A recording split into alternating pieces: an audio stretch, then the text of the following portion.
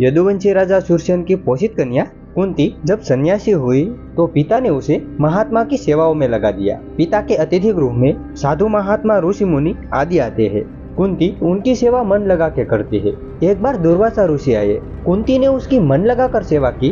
कुंती की सेवा से प्रसन्न होकर दुर्वासा ऋषि ने कहा कि हे पुत्री, मैं तुम्हारी सेवा से अत्यंत प्रसन्न हूँ, अतः तुझे एक मंत्र देता हूँ, जिसके प्रयोग से तू जिस देवता का स्मरण करेगी वह तत्काल तेरे समक्ष प्रकट हो जाएंगे और तेरी मनोकामना पूर्ण करेंगे। इस प्रकार दुर्वासा ऋषि कुंती को मंत्र देकर वहां से चले गए।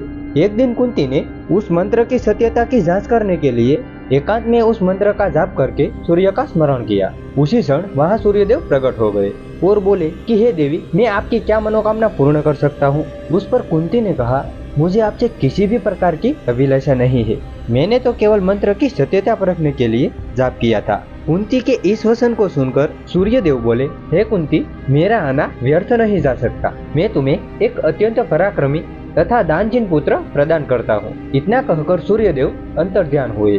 कुंती ने लज्जावश यह बात किसी को नहीं कही। समय आने पर उनके गर्भ से कवच कुंडल धारण किए एक पुत्र का जन्म हुआ। कुंती ने उसे रात्रि बेला में गंगा में बहा दिया। वह बालक बहता हुआ उस स्थान पर पहुंचा जहाँ पर धृतराष्ट्र का सारथी अधिरथ अपने घोड़े को स्नान करा रहा था। उनकी दृष्टि कवच कुंडलधारी इस शिशु पर पड़ी। अधिरथ निसंतान था, इसलिए उसने उस बालक को अपने साथी से लगा लिया और घर ले जाकर उसका पालन अपने पुत्र जैसा किया। उस बालक के कान अति सुंदर थे, इसीलिए उसका नाम कर्ण रखा। कुमारावस्था से ही कर्ण के ऋषि अपने पिता अधिरथ के समान रथ चलाने की वजह युद्ध कला में अधिक थी। कर्ण और उनके पिता अधिरथ आचार्य द्रोण से मिले, जो कि उस समय युद्ध कला के सर्वश्रेष्ठ आचार्यों में से एक थे। द्रोणाचार्य उस समय पुरुवंश के राजकुमारों को ही शिक्षा प्रदान करते थे। उन्होंने कर्ण को शिक्षा देने से मना कर दिया, क्योंकि कर्ण एक सारथी पुत्र था और द्रोण केवल क्षत्रिय को ही विद्या प्रदान करते थे। द्रोणाचार्य के असम्मति के कारण कर्ण ने परशुराम से संपर्क किया, जो केवल ब्राह्मणों को ही विद्या प्रदान करते हैं। कर्ण ने स्वयं को ब्राह्मण बताकर परशुराम से विद्या ग्रहण की। परशुराम ने कर्ण का आग्रह स्वीकार किया और कर्ण को अपने समान ही युद्ध कला और धनुर्विद्या का ज्ञान दिया। कर्ण को अपने गुरु परशुराम और पृथ्वी माता से श्राप मिला था। कर्ण की शिक्षा अपने अंतिम चरण पर थी। एक दोपहर की बात है, गुरु परशुराम कर्ण की जगह पर सिर रख के विश्राम कर रहे थे। कुछ देर बाद कहीं से एक बिच्छू आया और उसकी दूसरी जगह पर काट लिया। गुरु का विश्राम भंग ना हो, इसीलिए कर्ण बिच्छू को दूर ना कर सका, उसके डंक को सहता रहा। उसी देर बाद गुरु की निद्रा भंग हो गई और उन्होंने देखा कि कर्ण की जगह पर खून बह रहा है। उन्होंने कहा कि केवल किसी क्षत्रिय में ही इतनी सहनशीलता है कि वह केवल बिच्छू का डंक सह सके, ना कि किसी ब्राह्मण में। और परशुराम ने कर्ण को झूठ बोलने के कारण श्राप दिया कि जब भी कर्ण को उनकी दी हुई शिक्षा की सर्वाधिक आवश्यकता होगी, उसी दिन उसके वह विद्या काम नहीं आएगी।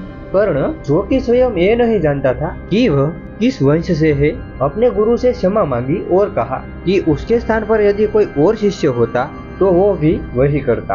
कर्ण को क्रोधवश श्राप देने पर उन्हें ग्लानि हुई, पर वे अपना श्राप वापस नहीं ले सकते थे। तब उन्होंने कर्ण को विजय नामक धनुष प्रदान किया और उसे आशीर्वाद दिया कि उसे वह वस्तु मिलेगी जिसे वह सर्वाधिक चाहता है। उस लोक कथाओं में माना जाता है कि बिच्छू के रूप में स्वयं इंद्र थे, जो उसकी वास्तविक क्षत्रिय को उजागर करना चाहता था। परशुराम जी के आश्रम से जाने के पश्चात कर्ण कुछ समय तक भटकता रहा। इस दौरान वह शब्द भेदी विद्या सीख रहा था।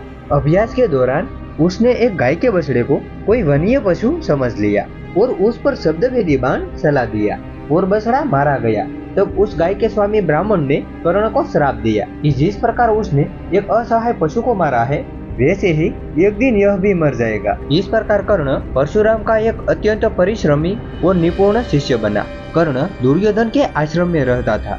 गुरु द्रोणाचार्य ने अपने शिष्य की शिक्षा पूरी होने पर हस्तिनापुर में एक रंगभूमि का आयोजन करवाया। रंगभूमि में अर्जुन विशेष धनुर्विद्या युक्त शिष्य प्रमाणित हुआ। तभी कर्ण रंगभूमि में आया और अर्जुन द्वारा किए गए कर्तव्यों को पार करके उसे द्वंद्व युद्ध के लिए ललकारा। तब कृपाचार्य ने कर्ण के द्वंद्व युद्ध को अस्वीकार कर दिया और उससे उसके वंश और समाज के विषय में पूछा, क्योंकि द्वंद्व युद्ध के नियम के अनुसार केवल एक राजकुमार ही अर्जुन को, जो हस्तिनापुर का राजकुमार था, द्वंद्व युद्ध के लिए ललकार सकता था। तब कौरवों में सबसे ज्येष्ठ दुर्योधन ने कर्ण को अंगराज घोषित किया। जिससे वह अर्जुन से द्वंद्वयुद्ध के योग्य हो जाए। जब कर्ण ने दुर्योधन से पूछा कि वह उससे इसके बदले में क्या चाहता है, तब दुर्योधन ने कहा कि वह केवल ये चाहता है कि कर्ण उसका मित्र बन जाए। इस घटना के बाद महाभारत के कुछ मुख्य संबंध स्थापित हुए, जैसे दुर्योधन और कर्ण के बीच सुदृढ़ संबंध बने। कर्ण दुर्योधन का एक निष्ठावान और सच्चा मित्र था। कर्ण मामा शकुनी को पसंद नहीं करता था और सदैव दुर्योधन को यही परामर्श देता कि वह अपने शत्रु को परास्त करने के लिए अपने युद्ध कौशल और अपने बाहुबल का प्रयोग करे, न कि कुटिल चालों का। जब लाक्षागृह में पांडवों को मारने का प्रयास विफल गया, तब कर्ण दुर्योधन को उसकी कायरता के लिए डांटता है और कहता है कि कायरों की सभी चालें विफल ही होती है, और उसे समझाता है कि उसे एक योद्धा के समान कार्य करना चाहिए और उसे जो कुछ भी प्राप्त करना है उसे अपनी वीरता द्वारा प्राप्त करे। चित्रांगी राजकुमारी से विवाह करने में भी कर्ण ने दुर्योधन की सहायता की थी। अपने स्वयंवर में उसने दुर्योधन को अस्वीकार कर दिया था और दुर्योधन उसे बलपूर्वक उठा कर ले गया। तब वहां उपस्थित अन्य राजाओं ने उनका पीछा किया, लेकिन कर्ण ने अकेले ही सबको परास्त किया। परास्त राजाओं में जरासंध, शिशुपाल, दंतवक्र, साल्व और रुक्मी भी था। कर्ण की प्रशंसा स्वरूप जरासंध ने कर्ण को मगध का एक भाग दे दिया। भीम ने बाद में श्री कृष्ण की सहायता से जरासंध को परास्त किया था, लेकिन उससे बहुत पहले कर्ण ने उसे अकेले ही परास्त किया था। कर्ण ने ही जरासंध की इस दुर्बलता को सबसे पहले उजागर किया कि उसकी मृत्यु केवल उसके धड़ को उसके पैरों से चीर कर 2 टुकड़ों में बांटकर हो सकता है। तो मित्रों, यह थी कुछ कर्ण के बारे में जानकारी, जो आपको कैसी लगी कमेंट सेक्शन में जरूर बताना। और ऐसी ही धार्मिक कहानी के लिए हमारे इस चैनल को भी सब्सक्राइब जरूर कर लेना, क्योंकि ऐसी धार्मिक कहानी इस चैनल में मिलती है और मिलती रहेगी। राधे कृष्णा।